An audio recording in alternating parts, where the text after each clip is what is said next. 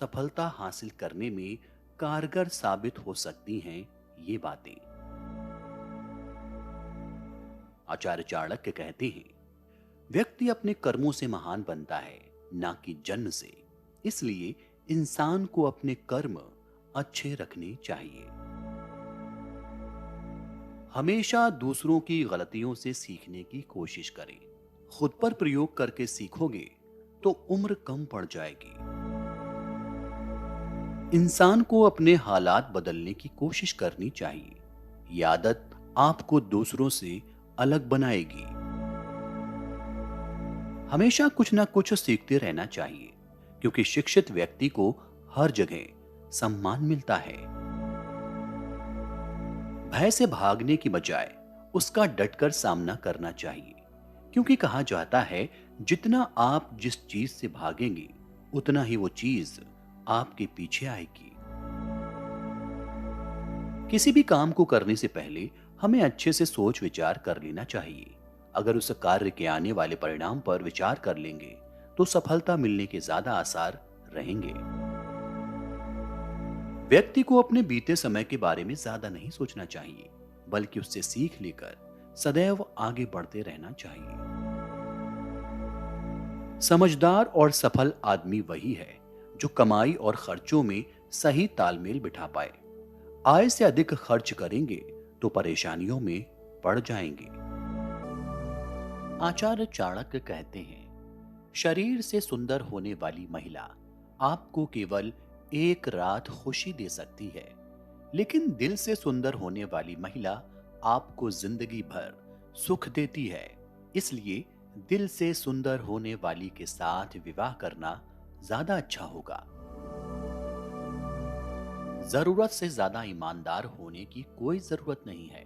अत्यधिक ईमानदार होना स्वास्थ्य के लिए अच्छा नहीं है, क्योंकि लोग सीधे पेड़ों को पहले काटते हैं। बुरे लोगों की मीठी बातों पर हमें कभी भी भरोसा नहीं करना चाहिए, क्योंकि वो अपनी मूल स्वभाव को नहीं भूलते। बाघ हिंसा करना कभी नहीं छोड़ता। दूध के साथ मिलकर पानी भी दूध बन जाता है। उसी तरह हम भी अच्छे लोगों के साथ मिलकर अच्छे बन सकते हैं। इसलिए हमें अच्छे लोगों के साथ दोस्ती करनी चाहिए। जो राजा अधर्म के रास्ते पर चलता है और अपनी प्रजा का ख्याल नहीं रखता, वो अपने स्वार्थ की वजह से अपने आप ही बर्बाद होता है। उसी तरह हमारे समाज और देश का ख्याल ना रखने वाला व्यक्ति बर्बाद होता है। बड़े हाथी को नियंत्रित करने के लिए एक छोटी सी श्रृंखला पर्याप्त है। अंधेरे को हटाने के लिए एक छोटा दीपक पर्याप्त है।